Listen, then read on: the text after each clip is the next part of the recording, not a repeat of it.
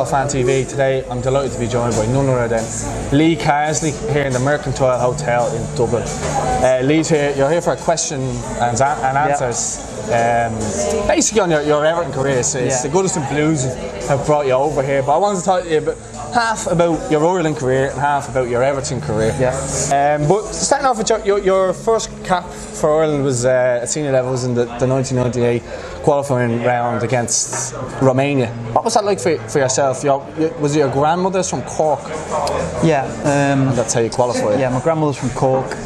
My grandmother's from Dunmanway and my granddad's from Cork. So qualified for the grandparent ruling. Played for the under-21s first against Portugal, my only cap. That was the last game of their under-21 campaign, and then got an England under-21 call up the same day as I got an Ireland one. So I had the choice to make, and I chose to play for Ireland, and obviously it was a decision that I never looked back on. Yeah, you were a regular then coming into the Euro 2000 campaign. What was that like for you? Because we had a serious team in and around that time. Like Mick McCarthy obviously was at the helm, but we had like some of the best players we've ever seen playing for Ireland at that time. What was it like being in and amongst that squad and being a regular too? Yeah, I mean making my debut for Ireland against Romania, I had the likes of Andy Townsend, Ray Houghton in the team. Tony Cascarino, Noel Quinn. Just coming towards the end of Paul McGrath's reign, Steve Staunton, Dennis Irwin. So obviously Roy Keane. We had a really strong team. Obviously Shea was just coming through as well. Robbie was just coming through. So and I was very lucky that the era that I played in. We had some players that were playing week in, week out in the Premier League at good clubs. Yeah, it must have been obviously very disappointing to lose that playoff game to Turkey. I mean, as I said, some serious players there. Obviously some came and gone, but how did you just kind of say, okay, we're going to scrap the Euros, and then going into the 2002 qualifying campaign was so good. Yeah, I mean, we were in there against Portugal and Holland as the top two teams in the group, I suppose. I mean, my first campaign we played against. I made my debut against Romania. Then played in the playoff against Belgium. We actually got beat over the two legs. So, and then obviously playing the next campaign and getting beat off Turkey was disappointing. Obviously, I gave away the penalty at home, and we lost 1-0. Was it 2-1? I can't remember. But no, it was disappointing nevertheless. And then obviously to miss out on qualification completely was a bit of a blow. But obviously it worked out all right because we ended up then qualifying for the 2002 World Cup. So yeah, looking back, like, some of the best days there. The game against Portugal, Matt Holland scoring that goal, obviously beating Holland at home. Some great days. I was only a young fan, so I was actually a ball boy for the Holland game itself. Okay. A lot of people actually probably slag me for that because I say it to all the players every time I see him. I even said it to Mick a couple of weeks ago when I was sitting with him.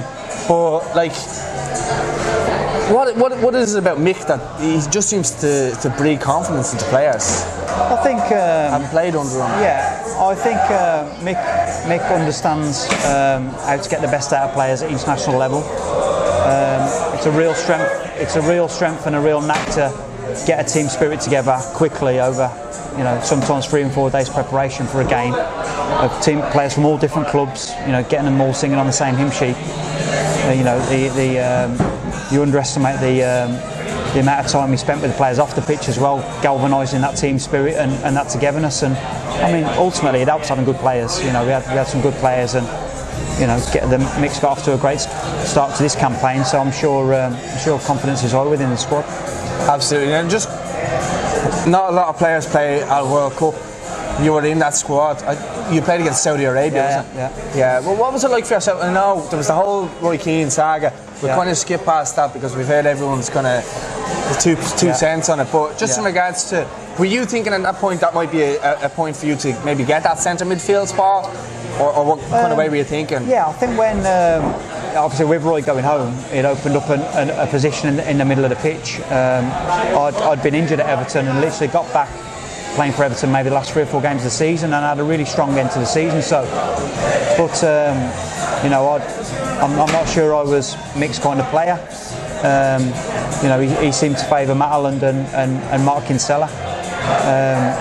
So he went down that route. So yeah, in that respect, it was disappointing because I thought that I had more to offer than them two. But that was a matter of opinions for manager. Yeah, but what was it like for yourselves? Obviously there was the game against Germany, drawn against Cameroon. Just because it seemed like you weren't that type of guy that were gonna, unease the squad. So, no, definitely not. No, and it seemed like the whole squad were like that. Was it a real togetherness? Because former players kind of talk about that. I was lucky enough to get on the pitch, in the World Cup. There was players in the squad that didn't play a minute. We were away from our families for like maybe 5 or 6 weeks, and it's it doesn't sound like much, but when you're coming off the back of a season and then you're away, a pre-World Cup, and then you're away for the World Cup, it was a long time. And there's no holidays in between. Yeah, bearing in mind then, you've probably got 8 days off before you're back into pre-season with your club, so it's a massive commitment. But no, I think the balance with Mick and the players around the squad, we had a real good team spirit. Everyone wanted to be there, which always helps. Yeah, 100%. So what do you think now? I don't want to go too much into your career because there was a bit where you kind of took a stint out, then Steve Staunton had you back in, and stuff like that. But at the moment, how do you see us going with Mick? Do you think he's the right man to kind of take forward, just for this campaign at least? Yeah, definitely. I think Mick understands, like I say, international football. He cares about Ireland and the Irish game. So I think, definitely. I mean, like I say, they've got off to a good start. I can't see why, they can't qualify and have a really good campaign. They definitely still look out for them. Yeah, were you watching the game against Georgia the other night? No, we were preparing for our own game. Oh, okay. We'll just kind of wanted to ask you just lastly, what are you doing with yourself these days? How are you keeping? Yeah. What are you doing with yourself? Well, when I was still playing at Everton, I started doing all my coaching badges. So as soon as I retired from playing, I went straight into coaching. So currently coaching England under 21s. I actually find a lot of the players that played under David Moyes, a lot of them seem to go on to coaching. Yeah. You look at Alan Stubbs, David Weir.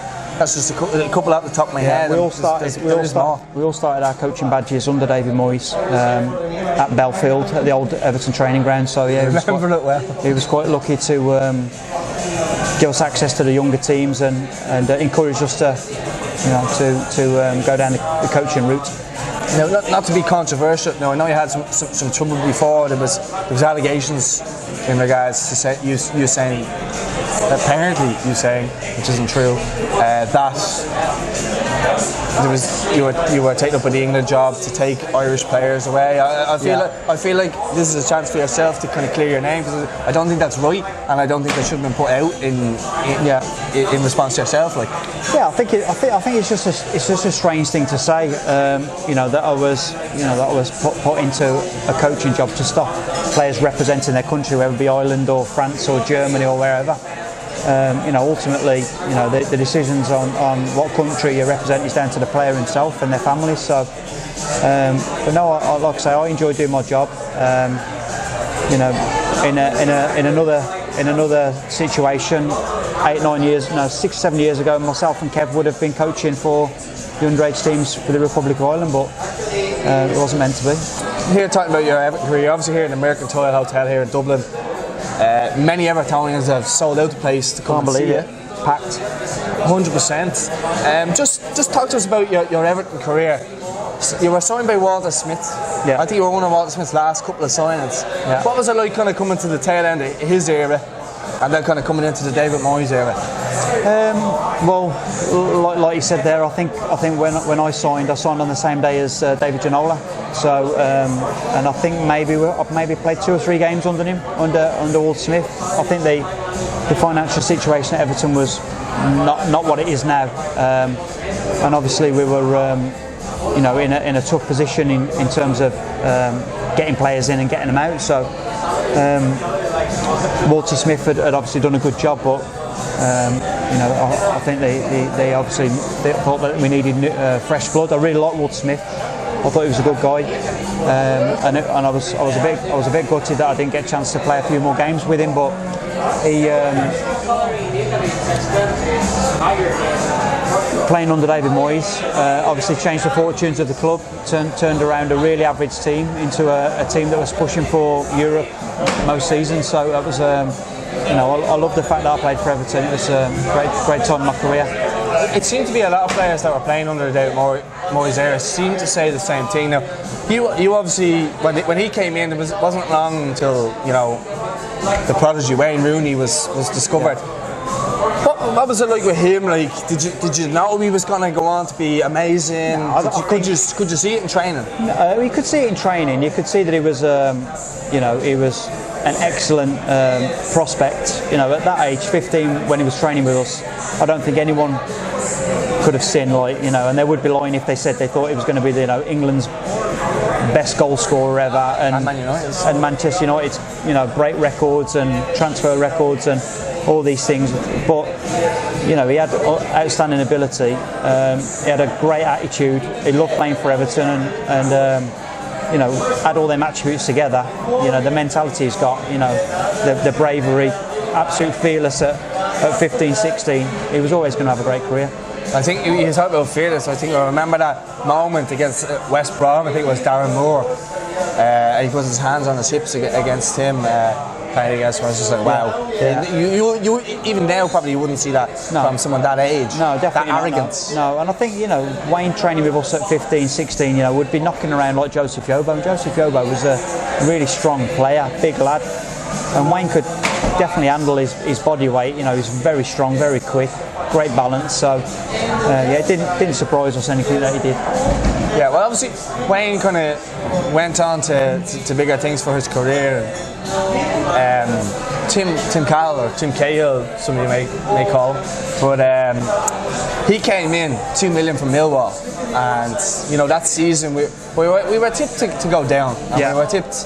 Everyone was saying everything bad about us. It was just Tim and Marcus Bent. I think were the only two players. Yeah. And we're kind of looking at that going, all right, we've lost our best player, Wayne Rooney, maybe because he was doing it in the Euros at that point, wasn't he? We lost him, and I think a lot of people were thinking doom and gloom. What was it that galvanised that squad that season? Because you were unbelievable, and it was a great season for yourself as well. I think obviously Wayne getting sold, and the manager telling us when we were away on pre-season in Houston that basically Tim and Marcus were coming in, and that was it. No one was going. This was the squad, and I think there's about 18 of us. When you think about the size of the squads nowadays, like 30 and 32, it really brought the whole club together. And obviously the results and the performances really galvanised not only the squad but the fans as well. It really got back behind the team. Yeah, but it was such an amazing. There's so many highlights from that season between yourself scoring against Liverpool. I know that must have been one of your highlights of your career. And that picture is iconic. The one with all you guys on top of you and Tim, with the hand of that. Yeah. What memories does that bring back for you? Just that picture alone. I think that obviously I'm not in that picture. You can see one of my boots. That's all you can see. But the fact that I think it just shows you, like, if you look at that team, like none of them players really roll off the tongue in terms of the names. But like for every man, like, they love playing for Everton. They were passionate about playing for Everton. They didn't want to lose. That spirit. That sort of was the biggest positive from that season. What David Moyes got absolutely everything out of that squad. Absolutely, and it was obviously the big night against Man United with a big dunk squad, the goal as well. I think we hadn't beaten them in 10 years and stuff like that. Yeah. Some huge games, but Thomas Gravison was obviously our midfield partner coming up to January.